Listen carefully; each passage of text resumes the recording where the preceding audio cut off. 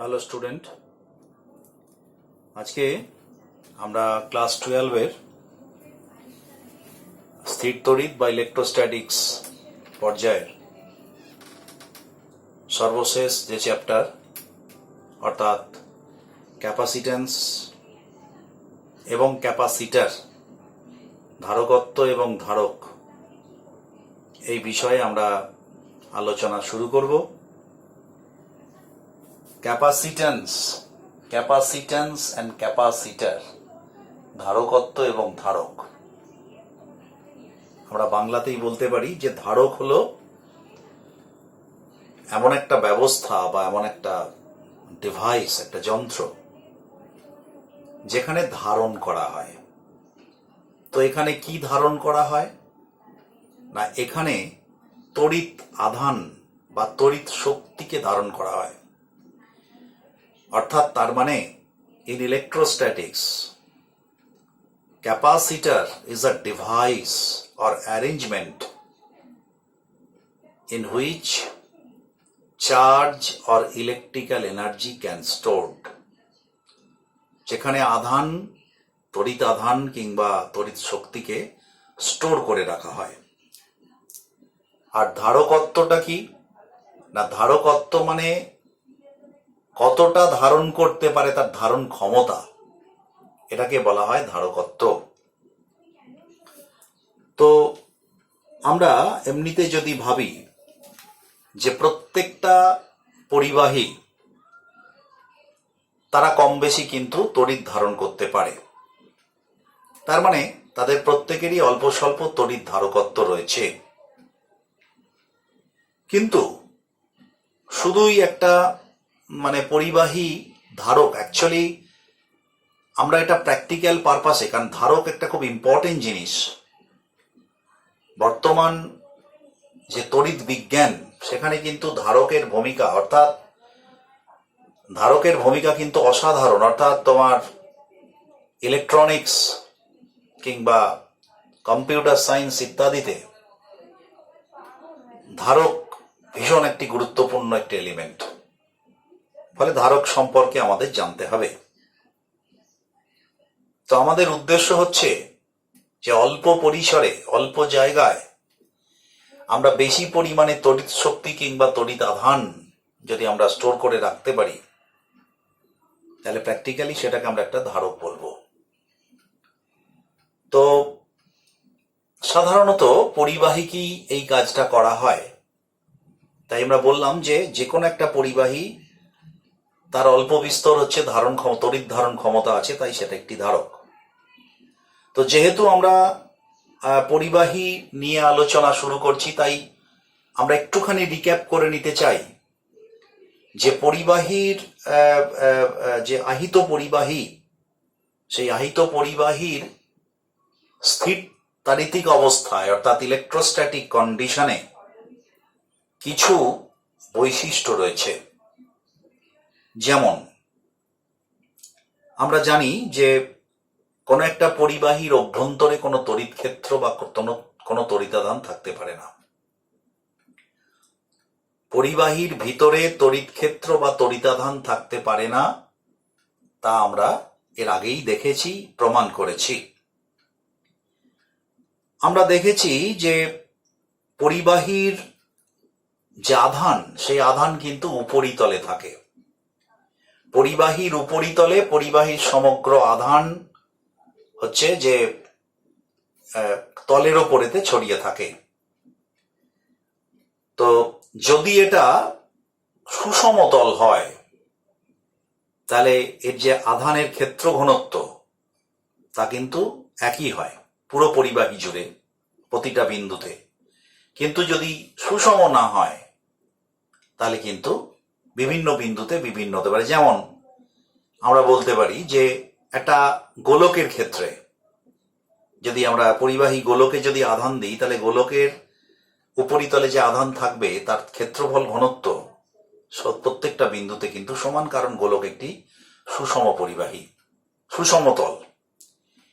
কিন্তু যদি একটা ঘনক থাকে, দেখা যাবে যে ঘনকের যে কৌণিক বিন্দুগুলি, অর্থাৎ এর যে কৌণিক বিন্দুগুলো রয়েছে, তার মানে কটা, 3 4 4 8টা, 8টা কৌণিক বিন্দুতে কিন্তু আধান ঘনত্ব বেশি থাকবে, অন্যান্য অংশে কম থাকবে। কিন্তু এটা ঠিক যে আরেকটা বৈশিষ্ট্য হচ্ছে যে পরিবাহীর আধান ঘনত্ব যাই হোক না কেন, পরিবাহীর উপরিতল কিন্তু একটি সমবিভব তল। অর্থাৎ পরিবাহীর উপরিতল একটা সমবিভব তল, মানে এখানে প্রত্যেকটা বিন্দুতে বিভব কিন্তু সমান। আর এই বিভব সমান হওয়ার জন্য একটা বিন্দু থেকে পরিবাহীর উপরে, একটা বিন্দু থেকে আরেকটা বিন্দুতে, অবশ্যই আমি প্রত্যেকটা কথা কিন্তু বলছি ইন ইলেকট্রোস্ট্যাটিক কন্ডিশন, অর্থাৎ স্থিরতাত্ত্বিক অবস্থায়, এবং একটা বিন্দু থেকে আরেকটা বিন্দুতে আধান নিয়ে যেতে কোনো কাজ করতে হয় না। তো সেই জন্যে এই বিষয়গুলো আমরা দেখব।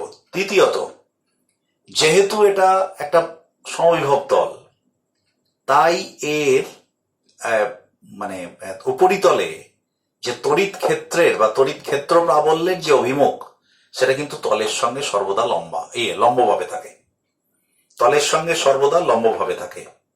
এবং আমরা দেখেছি লাইনস অফ ফোর্স, সেটা কিন্তু ভেতরে যায় না পরিবাহীর, কিন্তু ওপর থেকে যখন বেরোয় কিংবা ওপর পর্যন্ত এসে শেষ হয়, তখন কিন্তু সেটা লম্বভাবেই আসে বা বেরোয়। এছাড়াও আমরা বলতে পারি যে একটা পরিবাহীর খুব নিকটতম কোনো বিন্দুতে তার হচ্ছে তোমার ক্ষেত্র প্রাবল্যের মান হচ্ছে sigma by epsilon 0 into N cap, মানে ই ভেক্টর সমান sigma by epsilon 0। Sigma by epsilon 0 হচ্ছে তড়িৎ ক্ষেত্রের মান, আর এন ক্যাপ মানে হচ্ছে তলের সঙ্গে লম্ব। তো এই রকম কিছু বৈশিষ্ট্য পরিবাহী, আহিত পরিবাহীর মধ্যে রয়েছে। তো আমরা আজকে আহিত পরিবাহী কিভাবে ধারক হিসাবে ব্যবহার করা যায় এবং এই ধারকত্ব বিষয়টা কি আমরা একটুখানি বলি। প্রথমত বলি যে আমরা দেখেছি যে তাপবিজ্ঞানে ক্লাস 11-এ কোনো একটা পদার্থে তাপ বৃদ্ধি পেলে উষ্ণতা বৃদ্ধি, মানে তাপ দিলে উষ্ণতা বৃদ্ধি পায়। তো যত আমরা তাপ দিতে থাকি সাধারণ অবস্থায়, তত উষ্ণতা বৃদ্ধি পায়। ঠিক সেই রকম ভাবে তাপের যেটা, মানে তাপের সঙ্গে এখানে যদি আমরা তড়িৎ বিজ্ঞানের তুলনা করি, তাহলে কোনো একটা পরিবাহীতে যত আমরা আধান দিতে থাকব, তত সেই পরিবাহীর কিন্তু বিভব বৃদ্ধি পায়। অর্থাৎ কোনো একটা পরিবাহীতে আমি যদি কিউ পরিমাণ আধান দিই, কিউ পরিমাণ আধান দেওয়ার ফলে তার বিভব যদি বৃদ্ধি পায়, তার বিভব যদি হয় ভি, তাহলে Q is proportional to V. অর্থাৎ কিউ যত বাড়বে ভিও তত বাড়বে, বিভবের পরিমাণ। তো এখন এটাকে যদি আমরা সমান চিহ্ন নিয়ে আসি, Q is equals to some constant into V, some constant into V. এই যে কনস্ট্যান্টটা, এই কনস্ট্যান্টটা কি না, এই কনস্ট্যান্টটা হচ্ছে কিউ বাই ভি এর অনুপাত। অর্থাৎ যে পরিমাণ আধান দিচ্ছি আর যে তার জন্য যে বিভব হচ্ছে তার অনুপাত। অর্থাৎ যে কোনো একটা পরিবাহীতে আমরা যদি কিউ পরিমাণ আধান দিই আর তার বিভব যদি ভি বৃদ্ধি পায়, তাহলে এই সি এর মান কিন্তু ইন্ডিপেন্ডেন্টলি কিউ এবং ভি এর উপর নির্ভর করে না, কিউ আর ভি এর অনুপাত। অর্থাৎ এখানে কিন্তু কিউ এবং ভি এর উপর নির্ভর করে না। তাই এটা কার উপর নির্ভর করে না, সেই পরিবাহীর ওপর। অর্থাৎ একই পরিমাণ আধান যদি বিভিন্ন পরিবাহীতে দেয়া হয়, তাহলে দেখা যাবে কিউ বাই ভি এর অনুপাতটা কিন্তু ভিন্ন। তাই বলা যেতে পারে যে এই যে সি, এই যে ধ্রুবকটা, এই ধ্রুবকটা হচ্ছে সেই পরিবাহীর একটা বৈশিষ্ট্যকে বহন করে, এরই নাম হচ্ছে ধারকত্ব।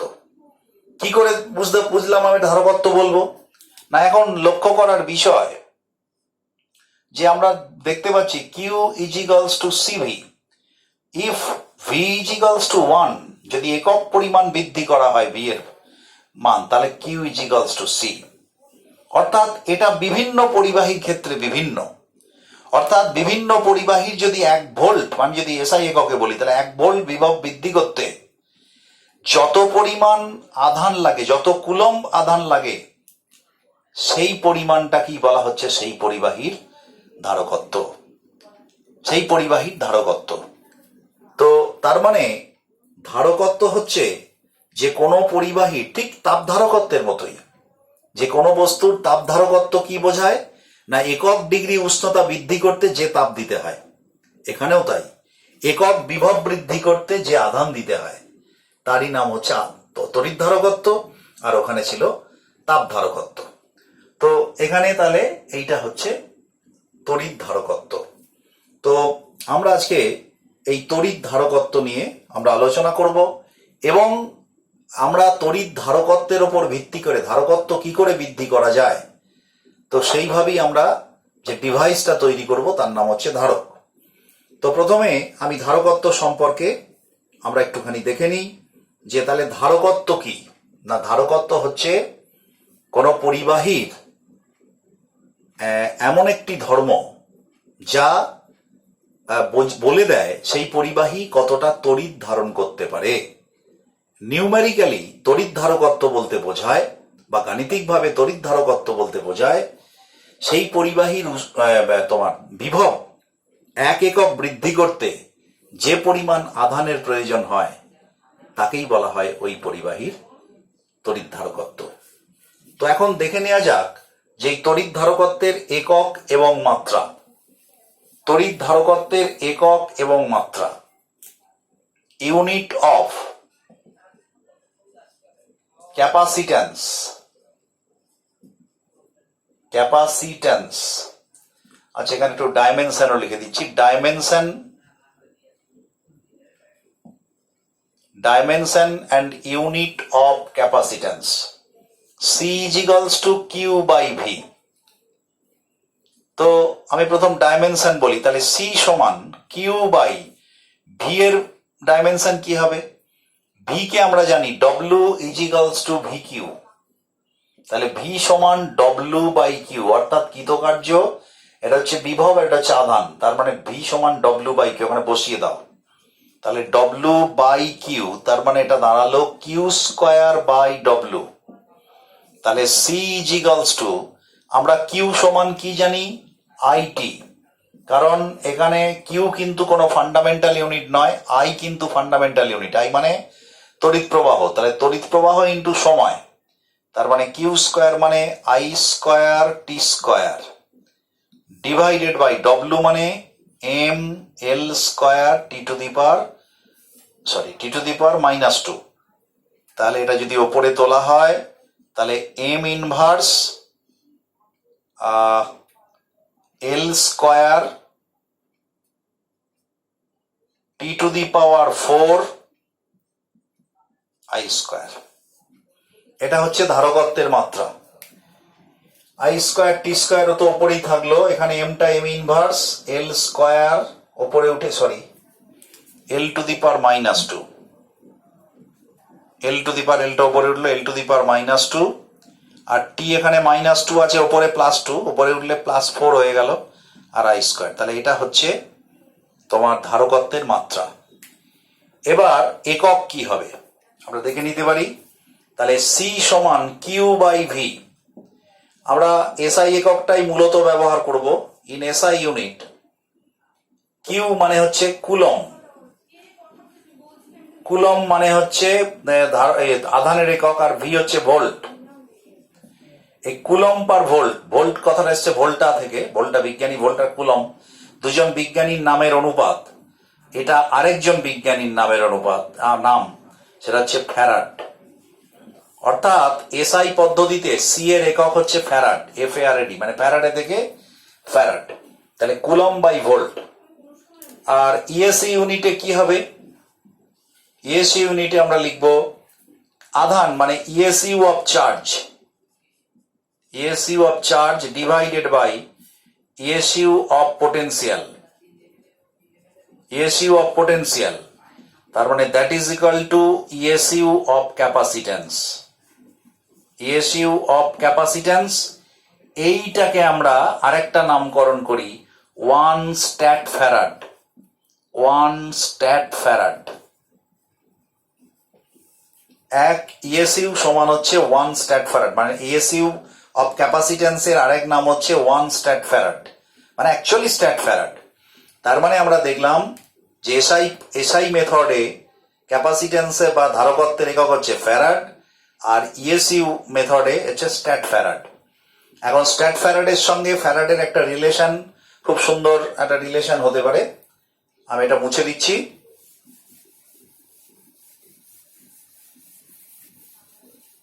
এটা মুছে দিচ্ছি আমি। 1 farad is equals to 9 into 10 to the power 11 stat farad. 1 farad is equals to 9 into 10 to the power 11 stat farad, মানে এটা মনে রাখার জন্য 9, 10, 11 stat farad। তো এটা হচ্ছে ইএসইউ ইউনিট স্ট্যাট ফ্যারাড, এটা হচ্ছে এসআই ইউনিট। এখন এই ফ্যারাড ইউনিটটা অত্যন্ত বড় একটা ইউনিট, অত্যন্ত বড়। আমরা একটু পরে দেখবে ক্যালকুলেশন করে দেখাতে পারি যে পৃথিবীর যে এত বড় একটা বস্তু, পৃথিবীতে একটা পরিবাহী, অবশ্যই তার ধারকত্ব আছে, এর ধারকত্ব খুব কম ফ্যারাড, 711 মাইক্রোফ্যারাড। তো আমরা সেই জন্যে ফ্যারাড এককটা এত বড় একক যে আমরা ফ্যারাড এককে প্র্যাকটিক্যালি কোনো কাজই করতে পারি না। তাই এখানে আমরা মাইক্রোফ্যারাড, মিলিফ্যারাড, পিকোফ্যারাড ইত্যাদি আমরা ব্যবহার করে থাকি। যেমন ধরো 1 মিলিফ্যারাড সমান 10 to the power -3 farad. 1 microfarad সমান 10 to the power -6 ফ্যারাড। 1 ন্যানোফ্যারাড সমান 10 to the power -9 ফ্যারাড। 1 পিকোফ্যারাড সমান 10 to the power -12 ফ্যারাড। এই এককগুলো আমরা ব্যবহার করি, এগুলোই বিশাল। তো ফ্যারাড একক হচ্ছে অনেক বড়। তো আমরা এইরকম হচ্ছে যে একক এবং মাত্রা আমরা দেখলাম। এবারে আমরা একটুখানি গ্রাফিক্যালি দেখে নেব যে কিউ ভার্সেস ভি কোন একটা পরিবাহীর জন্য, কিউ ভার্সেস সি কোন একটা পরিবাহীর জন্য, ভি ভার্সেস সি কোন একটা পরিবাহীর জন্য। গ্রাফিক্যাল আমরা যদিও বলে দিয়েছি, গ্রাফ তো সেই কথাই বলে। তাহলে গ্রাফ কি কি আঁকছি দেখো আমরা। প্রথম হচ্ছে গ্রাফস, এক হচ্ছে কিউ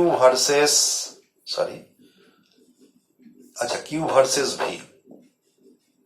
কিউ বাড়ালে ভি বাড়বে, বা উল্টোটাও করা যেতে পারে, ভি ভার্সেস কিউ। যাই হোক, এর গ্রাফটা কিন্তু এরকম, কিউ ভার্সেস ভি, অর্থাৎ কিউ যখন 0 ভিও 0, কিউ বাড়ছে ভিও বাড়ছে। অর্থাৎ এর যে মানে স্লোপ, তার মানে ট্যান থিটা, আমি যদি এখানে নিই, এটা হচ্ছে ভি, এটা হচ্ছে কিউ, এটা হচ্ছে থিটা, তার মানে ট্যান থিটা মানে ভি বাই কিউ, তার মানে 1/c। তার মানে ভি কিউ গ্রাফের স্লোপ হচ্ছে ট্যান থিটা, মানে ভি কিউ মানে 1/c, ফ্যারাডে 1 বাই মানে আর কি ধারকত্ব। আবার যদি গ্রাফটা এরকম আঁকতাম, ভি ভার্সেস এদিকে যদি কিউ আঁকতাম, একই গ্রাফ হতো, সেক্ষেত্রে কিন্তু ট্যান থিটা সমান Q by V, that is equal to C. 2 নম্বর গ্রাফ এরকম হতে পারে যে সি কিউ এর ওপর সঙ্গে ডিপেন্ড করে কিনা। এই গ্রাফটা কিন্তু এরকম, অর্থাৎ কিউ এর পরিমাণ বাড়ালেও সি কিন্তু বাড়বে না। তার মানে C does not depends on Q. অর্থাৎ কোন একটা পরিবাহীতে প্রচুর পরিমাণে তুমি আধান দিলে তার ধারকত্ব কিন্তু বাড়বে না। জাস্ট তোমরা ক্লাস 10-এ যেটা পড়েছ যে পরিবাহীর আধান, পরিবাহীর রোধ কিন্তু শুধু পরিবাহীর নিজস্ব ধর্ম। তুমি ভোল্টেজ বাড়ালেও, কারেন্ট বাড়ালেও কিন্তু বাড়বে না, রেজিস্ট্যান্স বাড়বে না। ঠিক এখানেও তাই। অনুরূপভাবে ভি ভার্সেস সি যদি আমি আঁকি, এই গ্রাফও কিন্তু এরকম হবে, বিভব বাড়ালেও কিন্তু ধারকত্ব বাড়বে না। তো এটা হলো আমাদের গ্রাফ, বিভিন্ন ধরনের গ্রাফগুলো। এইবারে আমরা যেটা বলবো যে আমরা কিছু কিছু পরিবাহীর আমরা ধারকত্ব নির্ণয় করতে পারি। যেমন যদি একটা সিঙ্গল গোলক থাকে, পরিবাহী গোলক, তার ধারকত্ব কত হবে। তো আমি সেটা একটু ক্যালকুলেশন করে আমি দেখাচ্ছি।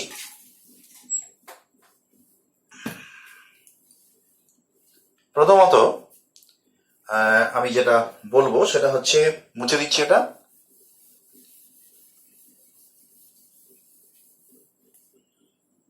এটা হচ্ছে ক্যাপাসিট্যান্স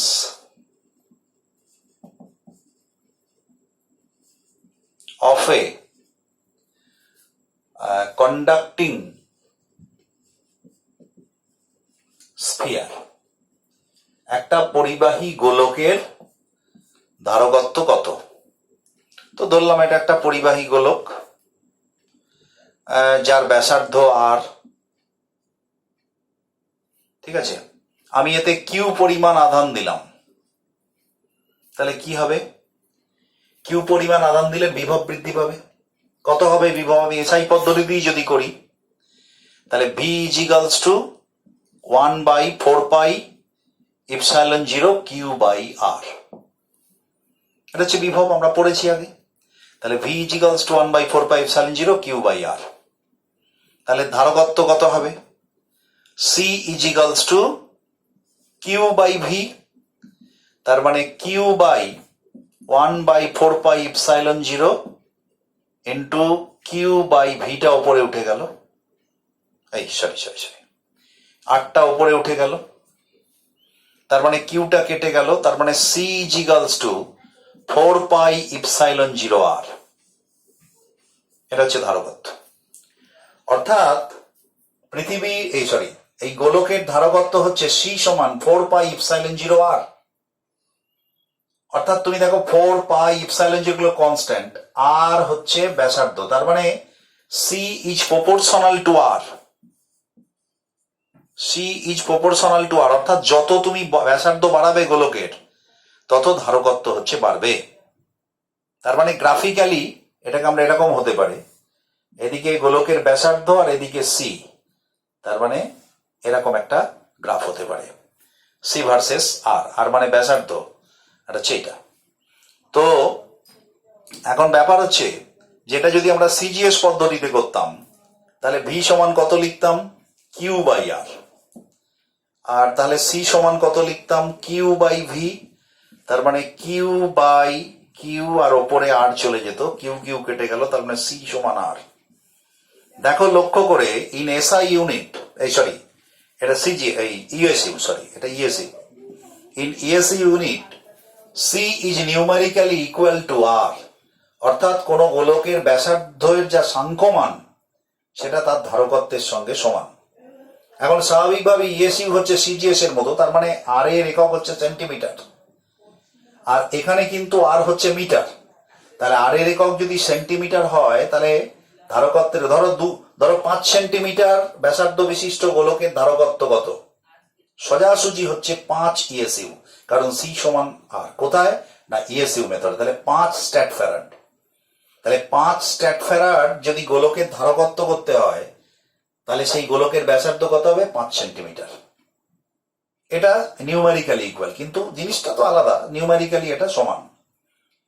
তো এবার অনেক সময় এরকম বলে যে কোন গোলকের ধারকত্ব 5 সেন্টিমিটার বলতে কি বোঝো? তার মানে কোন গোলকের ধারকত্ব 5 সেন্টিমিটার বলতে এটাই বোঝা যায় যে 5 সেন্টিমিটার ব্যাসার্ধ সম্পন্ন গোলকের ধারকত্ব হলো 5 স্ট্যাট ফ্যারাড। ঠিক আছে। আর এসআই পদ্ধতিতে কিন্তু সি সমান হচ্ছে 4πε0 ইন্টু আর।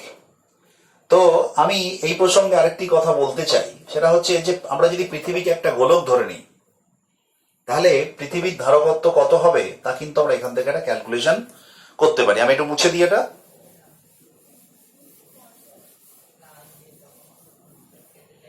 ক্যাপাসিট্যান্স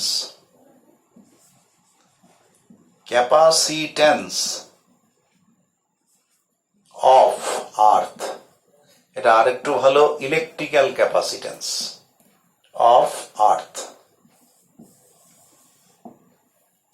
তাহলে এটা একটা গোলক, পৃথিবীর ব্যাসার্ধ হচ্ছে আর, তাহলে ধারকত্ব কত হবে 4πε0 r। তো সি সমান 4πε0 মানে কত? আমরা জানি 1/4πε0 মানে হচ্ছে 9 × 10⁹ এটা আমরা জানি অলরেডি। তাহলে 4πε0 মানে হচ্ছে 1/9 × 10⁹ ইন্টু আর। পৃথিবীর ব্যাসার্ধ কত? পৃথিবীর ব্যাসার্ধ হচ্ছে 6400 কিলোমিটার আমরা যদি ধরি, তাহলে 6400 কিলোমিটার, তার মানে এটাকে মিটার করলে ইন্টু 10⁻3, তার মানে এত ফ্যারাড। তো এটাকে যদি আমরা হিসেব করি অ্যাকচুয়ালি যেটা দাঁড়ায় 711 মাইক্রোফ্যারাড। পৃথিবী এত বড়, পৃথিবী তার 711 মাইক্রোফ্যারাড। এক মাইক্রোফ্যারাডের আমরা যদি হিসেব করি, তোমরা একটু করে দেখতে পারো খাতায়, যে তাহলে কত বড় গোলক হতে হবে যদি আমরা এটাকে 1 মাইক্রোফ্যারাড বসাই, এইটাকে 1 বসাই। এখানেই দেখতে পারো, তুমি দেখো না, সি যদি 1 মাইক্রোফ্যারাড হয় তাহলে 1 ইজিক্যালস টু, এই মাইক্রোফ্যারাড বলছি, ফ্যারাড হয়, তাহলে 1 ইজিক্যালস টু 1/9 × 10⁹ আর উপরে আর, তার মানে আর সমান 9 × 10⁹ মিটার, তার মানে 9 × 10⁶ কিলোমিটার। মানে এটা ইমাজিন করা যায় না, যেটা পৃথিবীর ব্যাসার্ধ হচ্ছে 6400 কিলোমিটার। হ্যাঁ, তার মানে 6 ইন্টু, আমি যদি 6.4 ইন্টু 10⁻3, আর সেখানে হচ্ছে 9 × 10⁶, প্রচুর প্রচুর, মানে বলা যেতে পারে প্রায় 1200টা পৃথিবীকে এক জায়গায় করলে যেরকম হয়, মানে বৃহস্পতির মতো। বৃহস্পতির ধারকত্ব হয়তো 1 ফ্যারাডের কাছাকাছি হবে। তো যাই হোক, তো এই হচ্ছে বিষয়। এখান থেকে আরেকটি খুব ইন্টারেস্টিং জিনিস আমরা এখানে পেতে পারি, সেটা হচ্ছে এই যে আমরা দেখো এখানে সি ইজিক্যালস টু 4πε0 r, এটা পেলাম। এখান থেকে আমরা লিখতে পারি ইপসাইলন সমান কি c/4πr। ইপসাইলন জিরোটা কি না, হচ্ছে তড়িৎ ভেদ্যতা। তড়িৎ ভেদ্যতা, তার মানে তড়িৎ ভেদ্যতা সমান ক্যাপাসিট্যান্স বাই 4πr। আর যদি একক বার করা হয় তাহলে তড়িৎ ভেদ্যতার একক পাওয়া যেতে পারে। সি মানে ফ্যারাড, আর 4π এর কোনো একক নেই, আর মানে মিটার, তার মানে ফ্যারাড মিটার ইনভার্স তড়িৎ ভেদ্যতা। আর ইতিমধ্যে দেখবে তোমরা তড়িৎ ভেদ্যতার যে একক তোমরা পেয়েছো, সেখানে আমরা কি দেখেছি, coulomb square m²-2 into coulomb into N⁻⁻1। তার জায়গায় আমরা কিন্তু এখানে তড়িৎ ভেদ্যতার একটা একক পাচ্ছি ফ্যারাড মিটার ইনভার্স। এটা পরীক্ষায় পড়ে অনেক সময়, যে ফ্যারাড মিটার ইনভার্স কিসের একক, এটা হচ্ছে তড়িৎ ভেদ্যতার একক। আমরা ধারকত্বের ধারণা থেকে এই বিষয়টা হচ্ছে যে আমরা পেতে পারি। তো এই হচ্ছে আমাদের একটা গোলকের ধারকত্ব। এইবারে আমরা যেটা আলোচনা করব সেটা হচ্ছে একটা গোলককে বা একটা যে কোনো একটা পরিবাহীকে যখন আমরা আহিত করছি, তখন তার মধ্যে কত স্থিতিশক্তি জন্ম লাভ করছে। এখন তুমি হয়তো বলতে পারো, স্যার স্থিতিশক্তি কেন নিচ্ছে, আমি একটা গোলককে আহিত করছি, স্থিতিশক্তি কেন? কারণ তুমি ভেবে দেখো যে প্রথম যে আধানটা নিয়ে আসবে সেই আধানটা আনতে কোনো কাজ করতে হবে না, কারণ আর কোনো আধান নেই। যখনই ওই আধানটাকে ওখানে রেখে দেবে, রেখে দেওয়ার পরে বা দ্বিতীয় কিছুটা মানে যে কোনো পরিমাণ আধান যখন ঢোকাতে যাবে, তাহলে ওই আধানের বিরুদ্ধে অথবা সপক্ষে তোমায় কাজ করতে হবে। তাহলে একই পরিমাণ আধান, একই প্রকৃতির আধান হলে তোমায় বিরুদ্ধে কাজ করতে হবে। তাহলে সেক্ষেত্রে তোমায় কি হবে না, কাজ করতে হলে সেটাই স্থিতিশক্তি জন্ম নেবে যদি বিরুদ্ধে কাজ করতে হয়। তো তাহলে আমরা দেখি একটা ধনাত্মক আধানে আহিত কোন একটা বস্তুর মধ্যে কতটা পরিমাণ স্থিতিশক্তি রয়েছে, আমরা একটু দেখে নেওয়া যাক। ধরো, আচ্ছা তাহলে আমরা হেডলাইন হচ্ছে আহিত বস্তুর স্থিতিশক্তি। আহিত বস্তুর স্থিতিশক্তি। তো আমি ধরলাম এরকম একটা বস্তু আছে, তো এখানে আমি মনে করো কিউ পরিমাণ আধান দেয়া হয়েছে, তার ফলে এর বিভব ভি হয়েছে, মানে বিভব বৃদ্ধি পেয়েছে ভি। তাহলে কিউ পরিমাণ আধান আগে থেকেই দেয়া হলো, দিলে তার বিভব হয়েছে ভি। এইবারে যদি তুমি সামান্য পরিমাণে অল্প আধান যদি এর মধ্যে ঢোকাতে চাও, তাহলে কি করবে? এই আধান কিন্তু ওকে ঢুকতে দেবে না, কারণ রিপালসিভ ফোর্স অ্যাক্ট করবে, তার মানে তার বিরুদ্ধে কাজ করতে হবে। সেই কৃতকার্যটা যেটা হবে সেটাই তার স্থিতিশক্তি মানে হিসাবে জন্ম নেবে। তাহলে পরে ডিকিউ পরিমাণ ওই বস্তুতে পুনরায় ডিকিউ পরিমাণ আধান প্রবেশ করাতে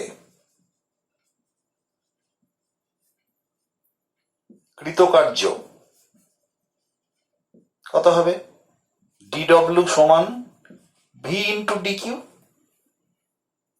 ডিডব্লিউ সমান ভি ইন্টু ডিকিউ, এটাই তো, কারণ ভি ইন্টু ডিকিউ এটাই কৃতকার্য।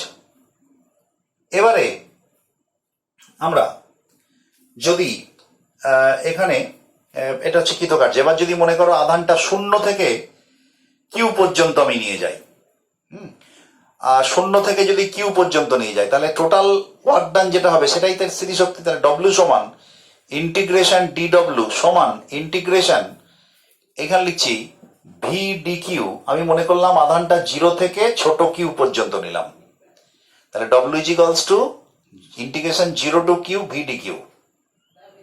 এবার ডব্লিউ সমান ইন্টিগ্রেশন 0 টু কিউ, ভি এর জায়গায় আমি লিখতে পারি কিউ বাই সি, কারণ আমরা জানি C is equals to Q is equals to CV, তার মানে ভি সমান কিউ বাই সি, এক্ষুনি যেটা শিখলাম। তাহলে Q by C into D Q, তার মানে 1 বাই সি, বেরিয়ে এলো এটা কনস্ট্যান্ট, তাহলে কিউ স্কোয়ার বাই 2। আর এটার হচ্ছে যে এই হচ্ছে 0 টু কিউ, তার মানে ডব্লিউ সমান হলো হাফ কিউ স্কোয়ার সি। এই যে এটা 0 আর একটা কিউ যদি বসাই, ওপরে আপার লিমিট নিচে লোয়ার লিমিট, তাহলে হাফ কিউ স্কোয়ার সি। আবার কিউ স্কোয়ার সমান যদি সিভি বসিয়ে দিই, তাহলে ডব্লিউ সমান half C square V square, oh sorry এটা by C, half Q square by C, তাহলে বাই সি, তার মানে হাফ সি ভি স্কোয়ার। তাহলে এটা হচ্ছে স্থিতিশক্তির পরিমাণ হাফ সি ভি স্কোয়ার। তার মানে সি হচ্ছে ধারকত্ব ওই পরিবাহীর, আর ভি হচ্ছে বিভব বৃদ্ধি। তার মানে কোনো একটা সি ধারকত্ব সম্পন্ন কোনো পরিবাহীর বিভব যদি ভি বৃদ্ধি করা হয়, তাহলে সেই পরিবাহীতে কত কৃতকার্য করতে হবে না, ডব্লিউ সমান half C V square. And this is the potential energy stored in this conductor, অর্থাৎ পোটেন্সিয়াল এনার্জি পি সমান হাফ সি ভি স্কোয়ার, অথবা পি সমান, এটাই একটা এক্সপ্রেশন হতে পারে, half Q square by C. আবার আরেকটাও এক্সপ্রেশন হতে পারে পি সমান হাফ কিউ ভি, এটাও হতে পারে। তাহলে একটা আহিত বস্তুর যে স্থিতিশক্তি, সেই স্থিতিশক্তি আমরা কিভাবে বার করলাম, যে তাকে আহিত করতে গেলে আমার যে বল মানে কাজ করতে হচ্ছে, সেই কাজটাই সেই বস্তুর স্থিতিশক্তি হিসাবে জন্ম নিচ্ছে, এবং তার পরিমাণটা আমরা বার করলাম বিভিন্নভাবে। Potential energy is equals to half C V square, potential energy is equals to half Q square by C, potential energy equals to half Q, মানে যে কোনো একটা এক্সপ্রেশন। এইটা মনে রাখা খুব সুবিধা, এই কারণে হাফ এম ভি স্কোয়ারের সঙ্গে মিল আছে। এখানে হচ্ছে হাফ সি ভি স্কোয়ার, যেখানে সি হচ্ছে ধারকত্ব, ভি হচ্ছে বিভব। ওখানে কিন্তু এম মানে ভর, আর ভি কিন্তু ওখানে গতিবেগ, এখানে কিন্তু বিভব। আর এখানে কিউ মানে আধান, আর ভি মানে বিভব। তো এই হচ্ছে একটা আহিত পরিবাহীর যে স্থিতিশক্তি, তা আমরা দেখতে পেলাম। তো এখানে আমরা তাহলে স্থিতিশক্তি সঙ্গে ধারকত্ব যদি, যাই হোক, এই একটা বিষয় পেলাম। এরপরে আমরা যে বিষয়টা নিয়ে এখানে আলোচনা করব সেটা হচ্ছে যে কোনো পরিবাহী আছে, দুটো পরিবাহী, সেই দুটো পরিবাহীর মধ্যে কিছুটা পরিমাণ আধান আমি যদি দিয়ে দিই, তাহলে সেই আধান কিভাবে তার মধ্যে হচ্ছে যে বন্টিত হবে সেই বিষয়টা আমরা আলোচনা করতে পারি। তো সেটা আমরা একটুখানি দেখে নেব। আমি এটা মুছে দিলাম পুরোটাই।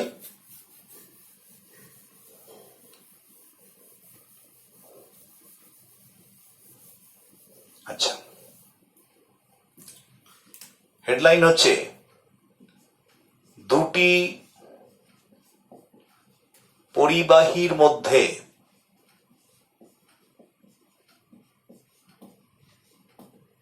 আধান বন্টন। দুটো পরিবাহীর মধ্যে আধান বন্টন, এই আলোচনাটা দুভাবে করা যেতে পারে। এক, দুটো পরিবাহী সমান বিভবে আছে, তার মধ্যে একটা আধান দিলাম, সেটা কিভাবে ভাগ হবে, এটা একটা আলোচনা। আর দ্বিতীয় আলোচনা হচ্ছে আগে থেকেই পরিবাহীর মধ্যে একটা বিভব ছিল, দুটো ভিন্ন বিভব ছিল, তার ফলে সেই অবস্থায় তাদের মধ্যে কিছুটা পরিমাণ সংযুক্ত করে তাদের মধ্যে কিছু বিভব দিলাম, আধান দিলাম। তাহলে সেখানে আধান বন্টন কিভাবে হবে, এই দুটো বিষয় আমরা দুভাবে আলোচনা করতে পারি। তাহলে প্রথম বিষয়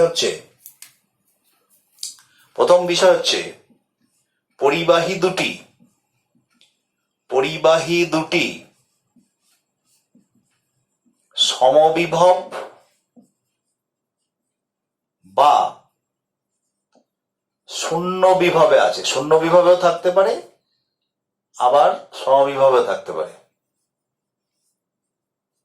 সেক্ষেত্রে কি হবে, ধরলাম এই একটা পরিবাহী, এই একটা পরিবাহী, আমি গোলক হিসাবেই ধরছি, ধরলাম দুটো গোলক।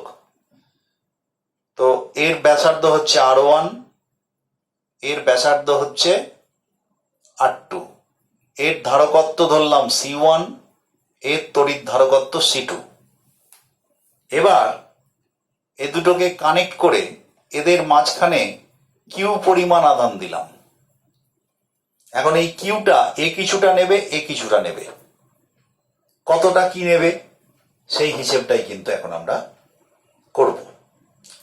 তো আমি এখানে ধরতে পারি যে এই যে কিউ পরিমাণ আমি আধান দিলাম, তাহলে এতে আসলো আমি মনে করলাম Q1, আর এতে আসলো মনে করলাম Q2। তার মানে Q = Q1 প্লাস Q2। মোট আধানটা হচ্ছে এইভাবে ভাগ হয়েছে, এদিকে Q1 এদিকে Q2। তাহলে এখন যদি C ধারকত্বের গোলকে Q1 আধান দিয়ে থাকি বা পেয়ে থাকে, তাহলে বিভব বৃদ্ধি কত হবে, তাহলে V1 = Q1/C1। অনুরূপভাবে এর ক্ষেত্রে যদি V2 হয়, তাহলে Q2/C2। কিন্তু এরা কানেক্ট করা আছে। আমরা জানি যে যদি দুটো বস্তুর মধ্যে বিভব পার্থক্য থাকে, তারা যদি সুযোগ থাকে তাদের পরিবহনের তড়িৎ, তাহলে যতক্ষণ না তারা সমবিভবে আসছে ততক্ষণ কিন্তু তড়িৎ পরিবহন চলতেই থাকবে। তার মানে ইন ইলেকট্রোস্ট্যাটিক কন্ডিশন, সাম্যাবস্থায় বলাই যেতে পারে যে দুটো বিভব যে সৃষ্টি হয়েছে দুটো অবশ্যই সমান বিভব। তাই আমরা পরিষ্কার বলে দিতে পারি V1 সমান হচ্ছে V2। তার মানে Q1/C1 সমান Q2/C2। আমরা যদি যোগ প্রক্রিয়া করি তাহলে উপরে লিখতে পারি Q1 প্লাস Q2 এর সঙ্গে সমান হবে C1 প্লাস C2। কিন্তু Q1 প্লাস Q2 মানে তো Q/C1 প্লাস C2। এখন এইটা সমান এইটা সমান এইটা, তার মানে এইটা সমান এইটা, এইটা সমান এইটা। তাহলে Q1 সমান আমরা লিখতে পারি Q1/C1 সমান Q/C1 প্লাস C2। অতএব Q1 সমান কত হবে, C1/C1 plus C2 into Q1 into Q মোট আধান। আর অনুরূপ ভাবে Q2 সমান আমরা কি লিখতে পারি, C2/C1 plus C2 into Q। কি দেখতে পাচ্ছ তুমি লক্ষ্য করে দেখো যার যা ধারকত্ব, আমরা দেখবে ক্লাস 9-10-এ যে সমানুপাতিক ভাগহার, কোন একটা টাকা ব্যবসায় লাভ হয়েছে, সেই লাভের অংশ তাদের কিরম ভাবে বিভাজন হবে, তার যে মূলধনের অনুপাত, সমানুপাতিক ভাগহার, সেই অনুযায়ী কিন্তু তাদের মূলধনটা ভাগ হয়েছে। এখানেও দেখো একই নিয়ম, যে প্রকৃতির নিয়মটাও দেখো একই, অর্থাৎ কিউ পরিমাণ তাদের মোট আধান, সেই আধান কে কত পাবে তাদের নির্ভর করছে ধারকত্বের ওপর, এবং ধারকত্বের অনুপাতে তারা ভাগ হয়েছে। অর্থাৎ প্রথমতে কত আধান গেছে, নিজের ধারকত্ব বাই মোট ধারকত্ব, মানে এই যে অনুপাতটা, এটা হচ্ছে সমানুপাতিক ভাগহার ইন্টু মোট আধান। তাহলে মোট আধানের এত ভগ্নাংশ পাচ্ছে প্রথম জন, আর এত ভগ্নাংশ পাচ্ছে দ্বিতীয় জন। তারপরে আমরা Q1:Q2 যদি করি, Q1/Q2, তাহলে হবে C1/C2। অর্থাৎ আধান যে বিভাজন হবে, সেই বিভাজিত আধান তাদের ধারকত্বের অনুপাতে ভাগ হবে। যার ধারকত্ব বেশি সে বেশি আধান নেবে, যার ধারকত্ব কম। তুমি খাওয়া দেখো না, একটা থালার মধ্যে যদি দুটো ছেলে খায় একসঙ্গে, তাহলে কে বেশি খায়? যার খিদে বেশি, যার ধারকত্ব বেশি, সে বেশি খায়, যার ধারকত্ব কম সে কম খায়। ঠিক একইভাবে প্রকৃতির নিয়মও তাই, যেখানে কিন্তু Q1/Q2 সমান C1/C2 তাদের ধারকত্বের অনুপাতে হবে। আর যদি আমরা এটা গোলক নিই, তাহলে এখান থেকে আরেকটু করা যেতে পারে, কারণ সি আর সি এর আর এর সঙ্গে সমানুপাতিক, তাই Q1/Q2 সমান আমরা লিখতে পারি R1/R2 in case of sphere.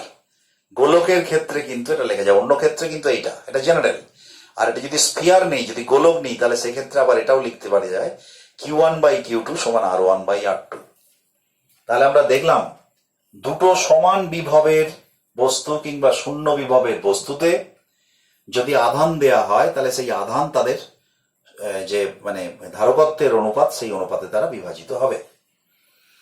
এরপরে আমরা যেটা আসবো সেটা হচ্ছে যে দুটো যদি ভিন্ন বিভবে থাকে, আগে থেকেই যদি আধান থেকে থাকে, তারপরে যদি তাদেরকে কানেক্ট করা হয়, তাহলে কিভাবে আধান তাদের মধ্যে বন্টিত হবে। আমি আগে থেকেই যদি আধান দিয়ে দেয়া হয়, তাহলে সেক্ষেত্রে তারপরে তাদেরকে কানেকশন করা হলো, তখন কি হবে? আমি এটা মুছে দিই।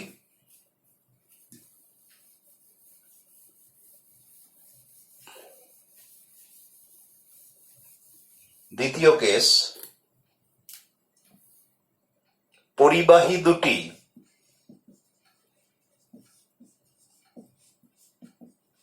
ভিন্ন বিভবে আছে, তখন কিভাবে আদান বন্টন হবে? আমি ধরলাম আবার গোলকই নিলাম, এই একটা গোলক, এই একটা গোলক। তো এখন এর ব্যাসার্ধ ধরলাম R1, এর ব্যাসার্ধ হচ্ছে R2, এর ধারকত্ব C1, এর ধারকত্ব C2, এর বিভব ধরলাম V1, এর বিভব ধরলাম V2।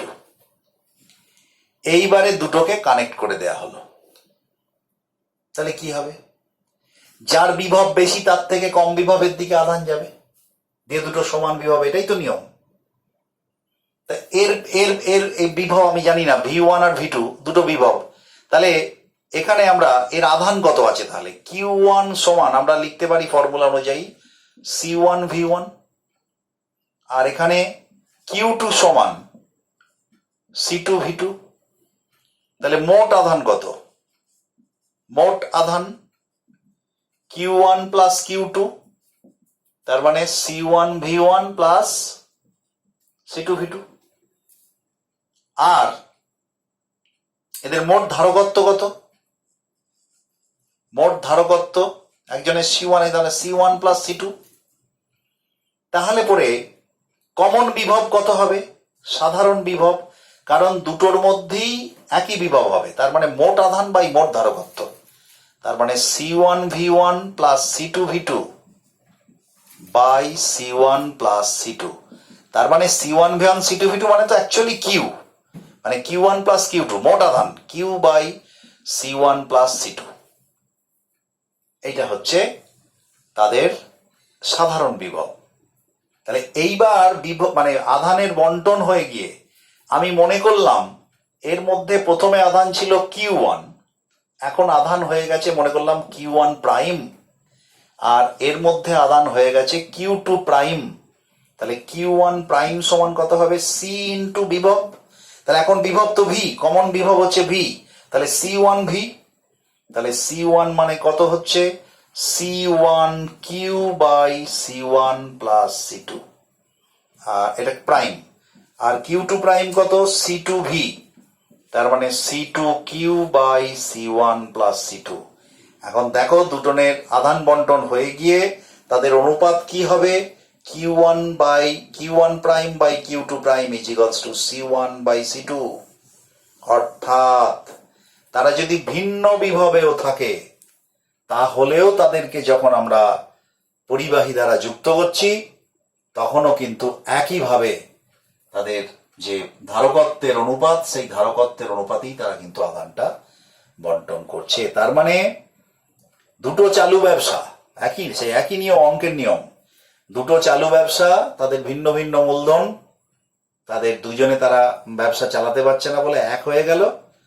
হয়ে যাওয়ার পর যে লাভ হলো, সেই লাভ তাদের কি অনুপাতে বিভাজন হবে? না, সেই লাভটা অনুপাত তাদের যা ধারকত্ব, ব্যবসায় যেরকম যার ক্যাপাসিটেন্স ছিল, তার যে মানে ব্যবসার যে আয়তন ছিল সেই অনুযায়ী তাদের ভাগ হবে। তো সুতরাং আমরা দেখতে পাচ্ছি প্রকৃতি নিয়ম, আমরা যে ধরনের মানে সাধারণ কাজকর্মে যা করে থাকি, যেভাবে নিয়ম কারণ আমরা প্রয়োগ করে থাকি, সেটা কিন্তু সবই প্রকৃতির নিয়ম। এটা যেমন একটা প্রকৃতির নিয়ম। তো যাই হোক, আমরা ক্যাপাসিটেন্স সম্পর্কে যে আলোচনা আপাতত আজকেই এখানেই শেষ করছি। আমরা পরের ক্লাসে আরো ডিটেলস এই বিষয়ে, ক্যাপাসিটেন্সের এখন অনেকগুলো ক্লাস আমরা নেব এবং অনেক অনেক গভীর বিষয় রয়েছে। তো আজকের আলোচনা এখানেই শেষ করছি। ওকে, থ্যাংক ইউ।